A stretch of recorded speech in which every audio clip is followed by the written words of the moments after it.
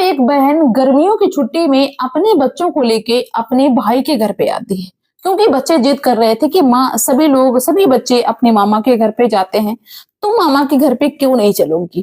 तो दोस्तों बहन आ जाती है अपने भाई के घर में, लेकिन भाभी जो थी वो बेइज्जती कर देती है अपनी ननद की और कहने लगती है कि तुम यहाँ पे क्यों आई हो, देखती नहीं हो कि हम वैसे भी पूरे दिन बिजी रहते हैं और तुम 3 बच्चों को लेके मेरे घर पे आ गई हो, तुम्हारे घर पे जगह नहीं थी। दोस्तों इस तरह जब भाभी ने बेइज्जत किया तो वो नंद घर से रोकर चली जाती है और इसके बाद में कुछ दिन बाद उस भाभी के साथ में जो होता है वो बेहद ही ज्यादा हैरान करने वाला होता है।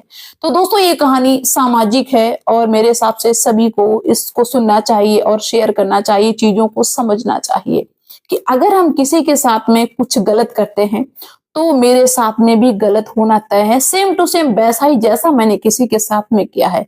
तो चलिए इस कहानी के थ्रू हम आपको बताते हैं कि फिर उस भाभी के साथ में क्या होता है जिसने अपने ननद को बेइज्जत किया।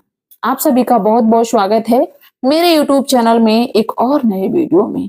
दोस्तों एक ऐसा परिवार होता है जिस परिवार में सिर्फ 4 सदस्य होते हैं, माता पिता और 2 बच्चे। बच्चे भाई बहन, यानी कि जो बहन थी उसका नाम रेखा था और जो भाई था उसका नाम था राज। माता पिता बहुत ज्यादा खुश थे कि एक मेरा बेटा है, बहुत सुंदर बढ़िया है, आज्ञाकारी संस्कारी, मेरी बेटी भी अच्छी है। और दोनों बच्चे अपने माता पिता का बहुत सम्मान करते थे, बिना पूछे माता पिता से कहीं एक डग भी नहीं बढ़ाते थे। दोस्तों बच्चे अच्छे स्कूल में पढ़ते हैं और अच्छी शिक्षा अच्छे संस्कार माँ बाप देते हैं। वक्त आगे बढ़ता जाता है, दोस्तों दोनों बच्चे बड़े हो जाते हैं तो माता पिता क्या करते हैं कि पहले अपनी बेटी की शादी कर देते हैं जिसका नाम रेखा था। रेखा की शादी बहुत ही अच्छे घराने में, अच्छे खानदान में कर देते हैं, पैसे वाले घर में कर देते हैं। रेखा बड़ी खुशी से अपनी जिंदगी को बिताती है, जिंदगी को काटती है और जैसे ही टाइम मिलता है वो अपने माता पिता के साथ में आ जाती है रहने के लिए और घूमने के लिए। माता पिता बड़ा ही लाड़ प्यार के साथ में अपनी बेटी रेखा को रखते थे। दोस्तों जो भाई था राज, उसकी सरकारी नौकरी लग जाती है जिसके चलते वो अपने काम में लग जाता है। और कुछ दिन बाद क्या होता है कि जब भाई की सरकारी नौकरी लग जाती है तो भाई शादी भी अच्छे घराने से होती है, अच्छा खासा दहेज मिलता है, लड़की पढ़ी लिखी आती है। जिस लड़की से शादी होती है उसका नाम अनीता होता है। दोस्तों और वक्त आगे बढ़ता है, राज की शादी के कुछ दिन बाद माता पिता की मौत हो जाती है। तो भाई अब पूरा का पूरा राजधानी जो थी वो अनीता की और अनीता के पति राज की हो जाती है। दोस्तों जिसके चलते अनीता जो थी उसके अंदर इतना एटीट्यूड था सिर्फ इसका कि मैं पैसे वाले घर की हूँ और मैं सुंदर हूँ और मेरे पति सरकारी नौकरी करते हैं, जिसके चलते वो किसी को भाव नहीं देती थी, ना किसी से बात करती थी। अगर वो किसी से बात करती थी तो सिर्फ अपनी माँ से, अपनी माँ को अपने घर का पल पल का डाटा देती थी। अब मेरे घर में ये हो रहा वो हो रहा, माँ क्या करें। माँ जो बताती थी अनीता वही किया करती थी। दोस्तों माँ की बातों में आके अनीता ने कभी भी अपनी ननद यानी रेखा की इज्जत नहीं की। अनीता ने कभी ये नहीं जाना कि मेरी इकलौती ननद है तो कभी हम बुला लें या फोन से बात कर लें या कुछ भी, इज्जत बिल्कुल करती ही नहीं थी। कभी भी अपनी ननद से फोन नहीं करती थी, जिसके चलते भाई जो रेखा थी उसकी हिम्मत ही नहीं पड़ती थी कि मैं अपने मायके में जाऊं, क्योंकि भाई भी भाभी की बात मानता था, भाभी की घर में बहुत ज्यादा चलती थी, राज भी कुछ नहीं कह पाता था। दोस्तों रेखा के बच्चे हो जाते हैं तो बच्चे जब थोड़े से बड़े हो जाते हैं, स्कूल में जाने लगते हैं और जब छुट्टियां हुआ करती थी तो बच्चे अपनी माँ से कहा करते थे कि मम्मी जब छुट्टियां होती हैं तो सभी बच्चे अपने नानी के घर में घूमने जाते हैं, तुम नानी के घर में क्यों नहीं घूमने जाती हो। क्योंकि रेखा का अपने मायके में आना बिल्कुल बंद हो चुका था। रेखा के जो ससुराल के लोग थे, सास ससुर सभी लोग बहुत अच्छे थे। दोस्तों रेखा अपने बच्चों को ये समझा दिया करती थी कि बेटा सभी बच्चे अपनी नानी और नाना के घर पे जाते हैं, लेकिन तुम्हारे नानी और नाना तो भगवान के घर में चले गए, नानी नाना तो वहां पे मिलेंगे नहीं, इसलिए हम नहीं जाते हैं वहां, हम किसके पास में जाएं। ऐसे करके अनीता अपने बच्चों को टरका दिया करती थी। लेकिन अनीता बहुत ज्यादा रोया करती थी कि एक वक्त मेरा ऐसा था कि एक साल में हम 4 बार जाते थे अपने घर पे, अपने मायके में, लेकिन अब मेरे माता पिता नहीं है तो अब हम वहां पे झांकने भी नहीं जा पाते, मेरी भाभी ऐसी आ गई।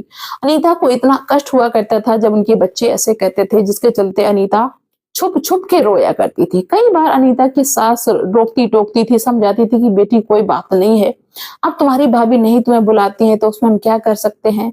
जब छुट्टियां हुआ करें तो बच्चों को लेके कहीं टूर पे चली जाओ, कहीं घूमने चली जाओ, अच्छी जगह चली जाओ। ऐसे करके अनीता की सास अनीता का बहुत सपोर्ट करती थी और समझाती रहती थी।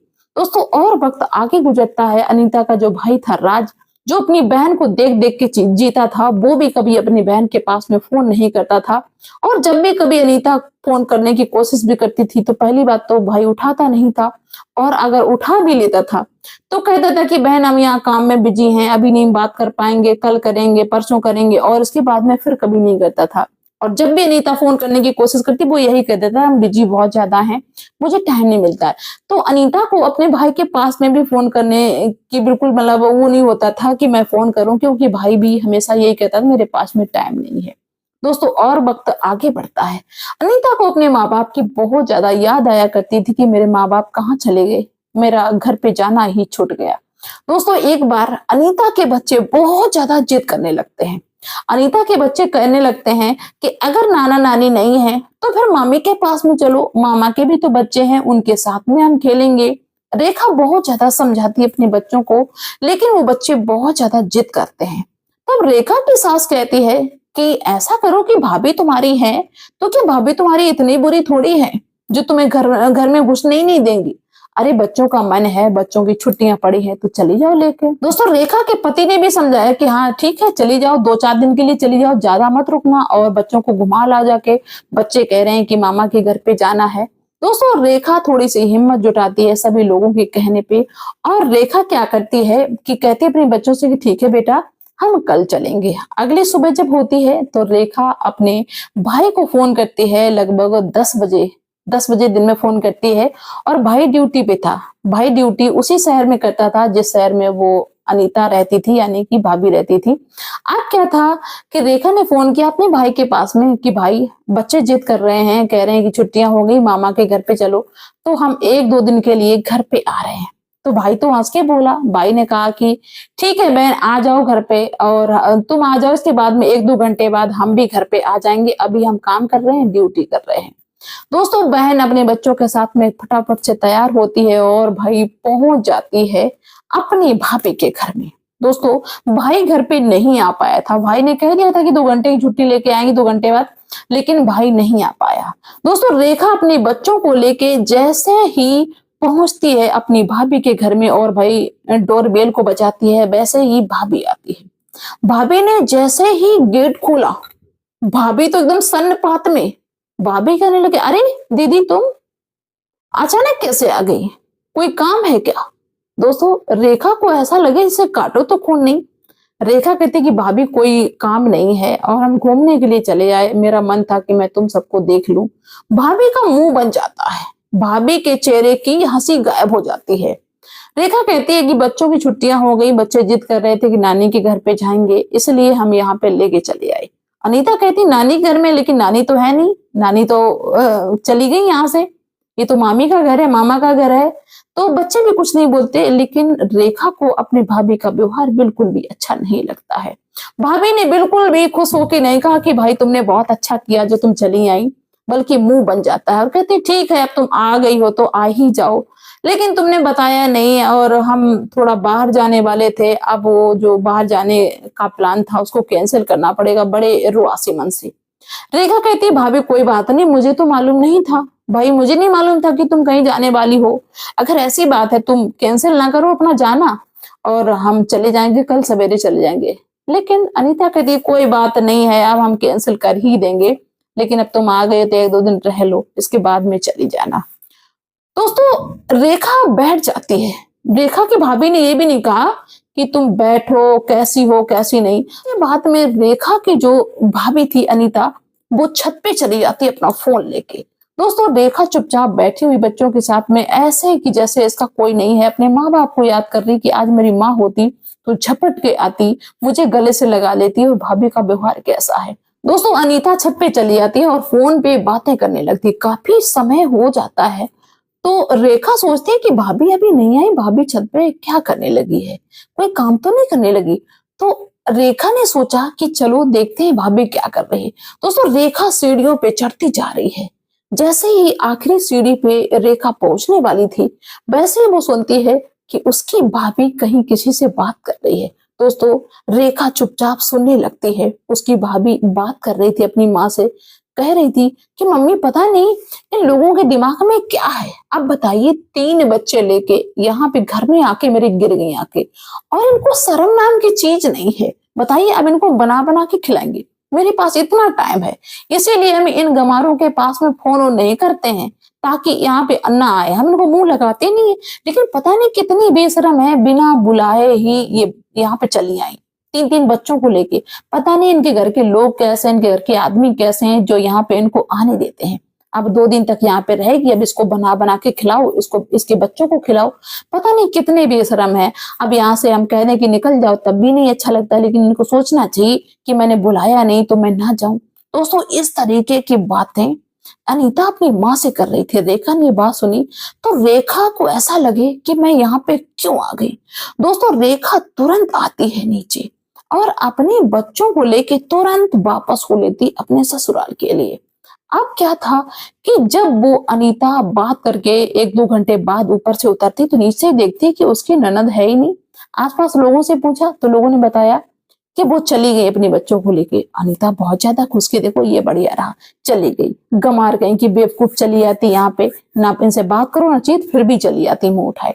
दोस्तों क्या होता है कि 3 घंटे बाद अनीता का पति आ जाता है राज। राज कहता है अपनी पत्नी अनीता से कि दीदी आने के लिए कह रही थी कि हम आ जाएंगे, वो आए क्या? तो अनीता कहती नहीं वो तो आई नहीं। अनीता ने ये नहीं बताया कि वो यहाँ से चलेगी। वो कहती आई नहीं भाई, यहाँ पे आई होती तो यहीं पे होती, कैसी बातें कर रहे हो। तो भाई सोचता है कि कोई बात नहीं, नहीं आई होंगी। अब क्या था कि रेखा अपने घर पे पहुंच जाती है और जैसे ही पति ने देखा, रेखा के पति ने, तो उनके पति को बड़ा आश्चर्य हुआ कि अभी तो ये मायके गई थी और तुरंत वापस कैसे आ गई। दोस्तों रेखा के पति ने जैसे रेखा से पूछने की कोशिश की, वैसे रेखा दहाड़ मार के रोने लगी, फूट फूट के रोने लगी। और रेखा ने पूरी बात अपने पति को बताई कि ऐसा ऐसा व्यवहार, ऐसा ऐसा बर्ताव मेरी भाभी ने मेरे साथ में किया और भाई मेरा घर पे नहीं था। दोस्तों रेखा के पति को इतना ज्यादा गुस्सा आता है कि रेखा के पति ने रेखा के भाई को, राज को, सारी बात बता दी कि तुम्हारी पत्नी का इतना दिमाग चढ़ गया, मेरे घर पे क्या खाने को नहीं है, तो मेरे बच्चे जिद कर रहे थे तो मैंने भेज दिया। तुम्हारी पत्नी ने ऐसे बेइज्जत किया, ऐसे मेरी पत्नी वहां से रो के चली आई। जब राज को ये बात मालूम होती है तो राज कहता है कि मुझे तो जीजा जी ये बात मालूम ही नहीं थी, मेरी पत्नी तो ये कह रही है कि दीदी आई नहीं। दोस्तों राज अपनी पत्नी से बहुत ज्यादा गुस्सा होता है कि वो तो 1-2 दिन बाद चली जाती है, अगर आई थी इस तरह बेइज्जत करने की क्या जरूरत है। यहाँ तक कि राज का अपनी पत्नी से झगड़ा हो जाता है और राज को भी अपनी गलती का एहसास हो जाता है कि कहीं ना कहीं हम भी अपनी बहन के साथ में गलत करते हैं, जो कभी अपनी बहन को बुलाते नहीं हैं और मेरी बहन के बच्चे इस तरह तड़पते हैं आने के लिए। राज के दिल में प्यार जाग पड़ता है और राज अपनी पत्नी से झगड़ा करता है और अपनी पत्नी से कहता है कि तू भी यहाँ से निकल जा, जिस तरह तूने मेरी बहन को बेइज्जत करके निकाला, तू भी यहाँ से निकल जा अपने बच्चों को लेके। और अनीता के अंदर इतना एटीट्यूड था कि अनीता ने तुरंत अपने बच्चों को उठाया और अपने मायके के लिए चल दी, क्योंकि अनीता एक लफ्ज भी अपने पति का सुनना पसंद नहीं करती थी। और राज भाग खड़ा होता है अपनी बहन के पास में और अपने बहन के पास में जाके बहन के पैरों में गिर जाता है, कहता है कि बहन मुझे माफ कर दो, मुझे नहीं मालूम था, मैंने अपनी पत्नी से पूछा तो उसने कहा कि दीदी अभी आई नहीं है। दोस्तों जब रेखा जानती है कि मेरे भाई ने अपनी पत्नी से झगड़ा कर लिया तो रेखा अपने भाई को समझाने लगती है, कहती कि भाई तुम्हें उसी के साथ में अपनी जिंदगी काटनी है और उसके साथ में ऐसा व्यवहार नहीं करना चाहिए था। मेरा क्या, हम तो 1 दिन के लिए गए और इसके बाद में चले आए, कोई बात नहीं, जो मेरे साथ में हुआ सो हुआ, लेकिन अगर सच में तुम मुझे चाहते हो तो जाओ भाभी को मना के लेके आओ। हम नहीं चाहते हैं कि तुम्हारा परिवार मेरी वजह से टूटे और तुम्हारे पति पत्नी में बिगड़न आ जाए, नफरत आ जाए, जिसके चलते रेखा बहुत ज्यादा दबाव बनाती है अपने भाई पे। तो राज जाता है अपनी पत्नी को मायके से फिर से मना के लेके आता है। जब पत्नी को मना के लेके आया भाई, तब राज की पत्नी अनीता के भाव और भी ज्यादा बढ़ गए कि देखो मुझे खुद मनाने के लिए आए। दोस्तों ऐसे करके पति पत्नी ने में भी नहीं बनने लगती है और एक वक्त ऐसा आ जाता है कि अनीता के माता पिता भी गुजर जाते हैं। दोस्तों अनीता के जब माता पिता थे तो अनीता की बहुत ज्यादा चाय थी, अनीता के ही घर में चलती थी क्योंकि माता पिता की चलती थी। दोस्तों अनीता के जब माँ बाप गुजर गए और इसके बाद में जब अनीता अपने मायके में जाने लगी बार बार, पहले की भांति जैसे माँ बाप के सामने जाती थी तो अनीता की भाभी भी इस बात पे आपत्ति जताने लगी कि देखिए तुम्हारे माँ बाप का घर नहीं मेरा घर है, यहाँ पे बेवजह यहाँ पे मत आया करो, मेरे पास इतना टाइम नहीं है कि तुमको मैं यहाँ पे लेटे लेटे खिलाएं। अपना घर देखो, अपना परिवार देखो, अपना पति देखो। दोस्तों अनीता के साथ में भी सेम टू सेम वही होने लगा जो अनीता अपनी ननद के साथ में करती थी। अब अनीता को बहुत ज्यादा खराब लगने लगा। अब उसको समझ में आने लगा कि जब कोई इस तरह का बोलता है तो उसको कष्ट कैसे होता है। दोस्तों अनीता अपने भाई से शिकायत करती है कि भैया भाभी ऐसे बोलती हैं। तब उसका भाई अपनी बहन को फटकारता है कि बहन, अगर तुम्हारी भाभी ने तुमको ऐसे बोला तो तुमको खराब लगा, और तुम तो ऐसी अपनी ननद के साथ में बर्ताव करती हो, तुम भी ऐसा बर्ताव करती हो तो उसको खराब कैसे लगता होगा। दोस्तों अनीता का दिमाग ठिकाने पे लग जाता, दिमाग खुल जाता है, और उसके बाद में वो अपनी ननद की इज्जत करने लगती है और अपने ननद को हर छुट्टियों में जब भी छुट्टी पड़ती थी बुलाती है बच्चों के साथ, और बड़ा ही सम्मान के साथ में रहने लगती है। तो दोस्तों क्या होता है कि जब भी हम किसी के साथ में गलत करते हैं तो मेरे साथ में भी गलत होगा, और अक्सर लोगों का दिमाग तभी खुलता है जब उसको झटका लगता है। जब तक उसको झटका नहीं लगता है तब तक दिमाग खुलता नहीं। तो मेरे भाई बहनों, इस धरती से हम लोग कुछ भी लेके नहीं जाएंगे सिवाय अपने अच्छे और बुरे कर्म के। अच्छा चाहते हो कि मेरे साथ में अच्छा हो तो दूसरे के साथ में भी अच्छा करिए। तो चलिए दोस्तों, आप लोग अपनी राय बस रखना। मिलते हैं नेक्स्ट वीडियो में, तब तक के लिए बाय सभी को।